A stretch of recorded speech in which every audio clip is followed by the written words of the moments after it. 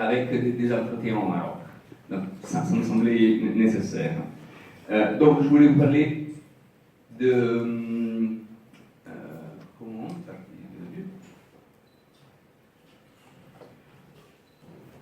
je m'intéresse vraiment souvent sur certains de ces points-là.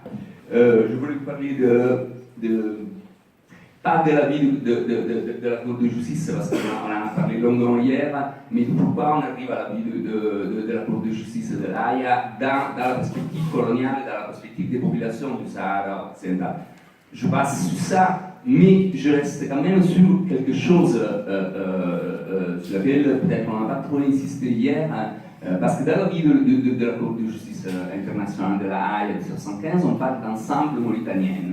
Or, le problème de l'ensemble mauritanien, c'est quelque chose qui restitue bien ce qu'elle est la situation dans l'histoire des populations du Trap-Beidane. D'ailleurs, je suis un peu étonné qu'hier on n'a pas parlé, ou peut-être on a parlé de Maurice Fleury, qui est un juriste français qui en 1957 a quand même analysé les différentes notions de territoire dans l'islam et dans les États européens post-Westphalia, et qui a fait exactement une analyse en 1978 sur que les orientations islamiques sont essentiellement berbères, essentiellement deux grandes confédérations berbères, les Anara plutôt sédentaires et les Senaja qui sont des éleveurs nomades.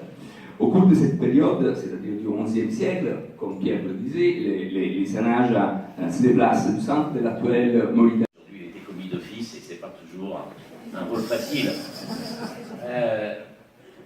Je parle de mon expérience d'avocat. Pour nous, cette affaire, c'est d'abord un mandat. C'est-à-dire que l'approche universitaire, l'approche des juges, l'approche des politiques est une chose, l'approche de l'avocat, vous travaillez avec un mandat. Et ce mandat ne vous est pas donné par n'importe qui, ce mandat est donné par un mouvement de libération nationale qui regroupe 300 000 personnes qui ont statut de réfugiés, qui vivent dans des conditions extrêmement dures que leur impose à ce peuple et à ses dirigeants. C'est-à-dire, il ne faut pas dire c'est le recours de Devers, c'est le recours du peuple. Et l'avocat ne peut rien faire s'il n'y a pas une substance. Et cette substance, ce sont les efforts politiques construits, constants, depuis 1950, depuis 1960, avec une démocratie interne remarquable, nettement supérieure à ce que nous pratiquons nous, et avec une société égalitaire qui respecte les rôles des femmes comme rarement je l'ai vu. C'est une société qui développe l'enseignement. Ok, maître de lait. Dans la doctrine en Europe, la doctrine universitaire est très bien critiquée à l'égard du droit international, comme on l'a vu hier, donc en votre faveur, maître Devers.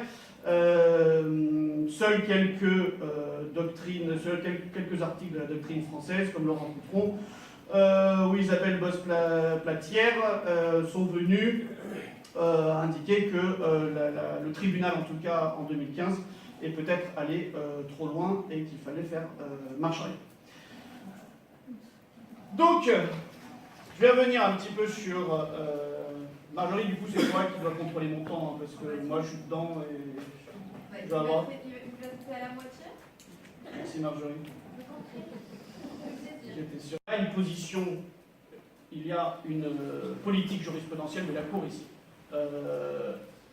La Cour de justice, comme dans beaucoup de jurisprudence, est allée plus loin que son pur rôle de juridiction, et elle est venue appliquer une politique jurisprudentielle en prenant partie sur une question politique sensible, là où elle devrait peut-être se restreindre à avoir une position plus juridique et renvoyer la balle vers la Commission européenne et le Conseil.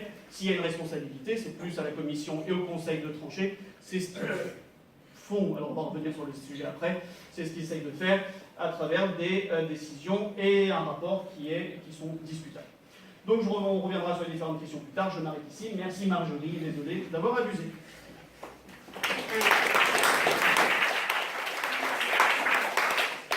Maître, c'est une mission qui a été donnée aux Nations Unies, que l'Union européenne participe si les Nations Unies le souhaitent, qu'elle respecte le droit international, mais qu'en rien, elle n'est mandatée elle-même pour résoudre le conflit. Suite aux arrêts de la Cour, il a fallu que la Commission et le Conseil s'impliquent un peu plus. On reviendra sur ce fameux rapport de la Commission européenne du 11 juin 2018 qui la Commission est allée s'investir sur les bénéfices. Alors il y a donc c'est le rapport sur les bénéfices pour la population du Sahara occidental et sur la consultation de cette population, de l'extension des préférences tarifaires aux produits originaires du Sahara occidental. Donc là, on a un document de l'an passé qui vient justifier, donc je l'ai ici, je regarde, j'ai bien travaillé, j'ai tous les documents ici, elle est venue justifier sur, quand même, bon, c'est un peu plus poussé que le rapport du Parlement européen, qui ne fait que 9 pages.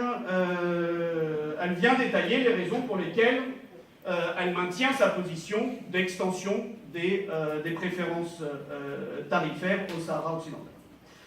Donc, Commission et Conseil, on reviendra là-dessus ensuite, restent sur une ligne de non-ingérence et d'application, alors modérée depuis les arrêts, mais d'application finalement, même si, enfin, des accords au Sahara occidental via le Maroc. Le Parlement européen a une position plus étrange, où dans le domaine de la pêche, sont du côté du Sahara occidental contrôlé par le Maroc. Donc, on va revenir sur la jurisprudence ensuite, vu que c'est là où il va y avoir litige. Les accords, parce qu'ils sont souvent donnés en référence dans la jurisprudence ou dans les documents officiels, il est souvent dit, mais les accords de libre-échange entre le Maroc et les États-Unis, ou avec la Suisse, l'Islande ou la Norvège, n'incluent pas le Sahara occidental. En fait, c'est pas si clair quand on lit les accords, il n'y a pas de référence explicite au Sahara occidental non plus dans les autres accords, et l'ambiguïté demeure également dans les autres accords de libre-échange. Donc là aussi, cet argument doit être modéré. Pardon ? Les États-Unis, ils s'y réfèrent expressément ? Absolument. Absolument. Même une lettre, une réponse de l'USTR. Alors, je crois qu'il va y aura un débat sur la question. Ensuite,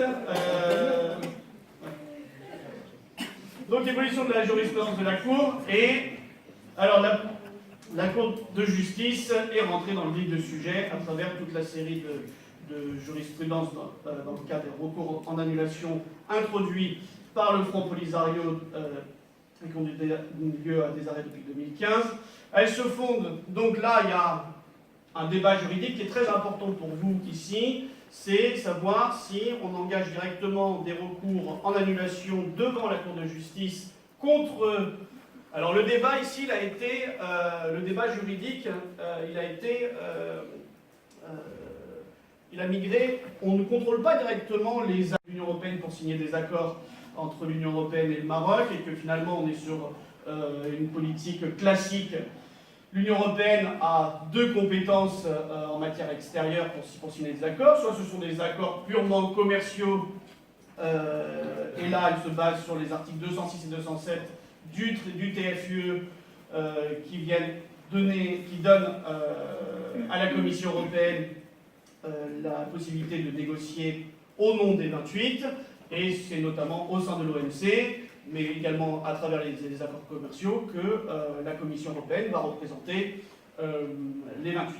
Vous avez ici à l'écran le tableau actuel des accords commerciaux qui sont engagés par l'Union européenne avec quasiment le monde entier. Vous voyez que l'Union européenne, aujourd'hui, elle a des accords commerciaux avec tout le monde. Mis à part d'ailleurs, enfin, je fais vraiment une très grosse parenthèse, vous voyez tous les accords commerciaux que l'Union européenne a, il est évident qu'avec le Royaume-Uni, il est impossible d'avoir un no deal dès lors où on a des accords commerciaux aussi poussés. Là, regardez l'accord commercial avec le Maroc qui fait plus de 200 pages. On imagine bien que il est impossible pour l'Union européenne de ne pas avoir d'accord avec le Royaume-Uni. Vous voyez, alors je reviens au sujet, vous voyez que le Sahara occidental, sur un tableau, sur une carte officielle de l'Union européenne, est en blanc, et donc elle aurait acté en tout cas sur la carte que ça ne s'applique pas au Sahara occidental. La deuxième compétence, et qui est le Maroc, la Commission et le Conseil utilisent les deux fondements, les fondements dans le cadre de la politique commerciale commune et les fondements dans le cadre des accords internationaux. C'est la continuité de la jurisprudence AETR. Je ne vais pas revenir sur les détails pour ne pas embêter tous les non-juristes de la salle, mais l'Union européenne a tout à fait la compétence pour pour conclure des accords avec un ou plusieurs pays tiers ces accords vont lier l'Union européenne et les États membres. En cas de compétence exclusive de l'Union européenne, seule l'Union européenne signe. Si c'est une compétence partagée, ce qui est le cas ici dans l'accord entre l'Union européenne et le Maroc, dans la plupart des accords c'est le cas, tous les États, ce sont des accords mixtes, et tous les États doivent signer l'accord. Alors le champ d'application de l'accord entre l'Union européenne et le Maroc, finalement aujourd'hui englobe partiellement le Sahara occidental. La position est délicate. L'article 43 de l'accord initial ne détaille pas dans son champ d'application et il n'y a pas de référence faite au Sahara occidental. Donc on en a déduit que le Sahara occidental, de facto, était dans sa partie administrée. Je vous remontre la carte que l'on a déjà vue hier, mais ça vous permet d'avoir un petit peu une idée de la répartition territoriale du Sahara occidental sous contrôle du Maroc, donc estimé à 75-80% selon les documents, et le territoire qui est contrôlé par le Front Polisario. On se rend compte que, évidemment, que l'accès à la mer, on reviendra sur les questions de pêche par la suite, l'accès à la mer est sous contrôle marocain, que la plupart des zones qui donnent lieu à 15, on en est donc à 1, 2, 3, 4, 5 arrêts en annulation, dans le cadre de procédures en annulation devant le tribunal et la Cour de justice de l'Union européenne, et puis un renvoi préjudiciel qui a été engagé du côté britannique, et qui a donné lieu à une position assez novatrice de la Cour de justice de l'Union européenne, qui est venue restreindre l'application des accords entre l'Union européenne et le Maroc, en venant dire qu'il ne s'appliquait pas, je vais revenir sur les détails ensuite, qu'il ne s'appliquait pas au Sahara occidental. Là, on est quand même sur une jurisprudence à rebondissement. Ce que je critique ici, c'est que, encore une fois, la Cour de justice vient remplacer le législateur européen. J'enseigne les cours de procédure, c'est ma spécialité de procédure devant la Cour de justice de l'Union européenne.